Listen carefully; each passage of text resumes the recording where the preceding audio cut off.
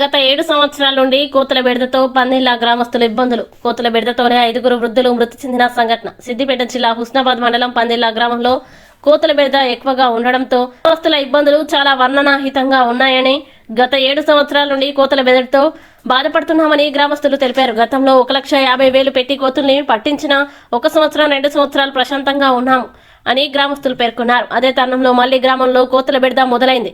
ఈ కోతులతో ఇంటి పైకప్పులు, ఇంట్లో వంట సామాగ్రి ఎత్తుకెళ్తూ జనాలపై దాడి చేసేందుకు ఎత్తు నుంచి అన్నారు. గతంలో 5 మంది వృద్ధులపై కోతులు దాడి చేయగా మృతి చెందినట్లు తెలిపారు. ఎవరికి చెప్పినా, ప్రభుత్వ అధికారులకి, ప్రభుత్వానికి చెప్పినా పట్టించుకోలేదని సర్పంచ్ వాపోయారు. గ్రామ పంచాయతీ సహకారంతో గ్రామంలో తిరుగుతున్న కోతుల్ని పట్టించామని అన్నారు. గత సంవత్సరాలుగా తమ గ్రామంలో కోతుల వల్ల తీవ్రంగా నష్టపోయామని, గతంలో కోతుల దాడి చేయడం వల్ల వెల్దండి, భద్రవ్వ, తాడూరి వీరయ్య అనే గ్రామస్తులు కోతుల దాడుల నుంచి తప్పించుకునే ప్రయత్నం చేయగా కింద పడి తలకి తీవ్ర గాయాలై చనిపోయారని, చిన్నపిల్లలు పై కూడా కోతులు దాడులు చేసిన సందర్భాలు ఉన్నాయని, తమ ఇళ్లపై కప్పులని కూడా ధ్వంసం చేశాయని, గ్రామంలో ఏ పంట వేసినా కోతులు ఆ పంటని దక్కనిచ్చేది కాదని, ఇక తమ వల్ల కాకపోవడంతో గ్రామ పంచాయతీ సహకారంతో కోతుల్ని పట్టే బృందాన్ని పిలిపించి గ్రామంలో తిరుగుతున్న కోతుల్ని పట్టిస్తున్నారు. ఇప్పటి వరకు ఈ కోతుల్ని పట్టించేందుకు 5 లక్షల రూపాయల చిల్లర అయిందని సర్పంచ్ తెలిపారు. మా గ్రామంలో ఉన్న ప్రధాన సమస్య కోతుల సమస్య.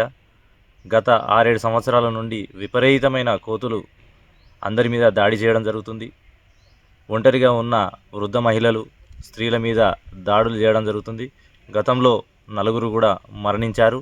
రీసెంట్గా వారం రోజుల క్రితం తాడూరి వీరయ్య అనే వృద్ధుడు కూడా కోతుల దాడిలో మరణించడం జరిగింది. ఈ గ్రామంలో ఎవరు కూడా ఉండలేని పరిస్థితి ఉన్నది.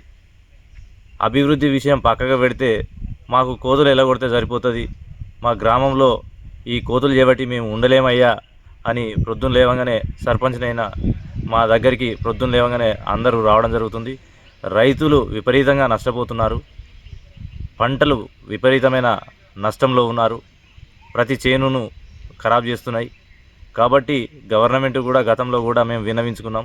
అయ్యా మా కోతుల పరిస్థితి ఏంది, మా గ్రామంలో కూడా ఎవరు ఉండే పరిస్థితి లేదు, అందరూ కూడా వలస వెళ్తా అంటారు, కాబట్టి పట్టించుకోమంటే కూడా ఏం జరగలేదు. గతంలో మేము సొంత ఖర్చులతోటి 2 కొండెంగలు తీసుకురావడం జరిగింది. ఆ కొండెంగలను చూసి కొద్దిగా ఉపశమనం జరిగింది. తర్వాత కొండెంగల మీదనే కోతులు దాడి చేయడం జరిగింది. తర్వాత కోతులు పట్టేవారిని తీసుకొచ్చినాం. ఒక్కొక్క కోతికి 200 రూపాయలు వ్యక్తిగతంగా భరించుకుంటా పట్టివ్వడం జరుగుతుంది. ఇప్పుడు కూడా ఆర్థిక భారంతో మేము బాగా ఇబ్బంది పడుతున్నాం. ఇవన్నీ కూడా గవర్నమెంట్ దృష్టిలో ఉంచుకొని ఖచ్చితంగా మాకు న్యాయం చేయాలని కోరుకుంటున్నాము.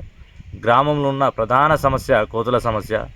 ఎంతోమంది యువకులు కూడా బంగ్లా మీద నుండి కూడా కోతుల భయానికి దూకి కాళ్ళు చేతులు విరగొట్టుకున్న వాళ్ళు కూడా చాలామంది ఉన్నారు.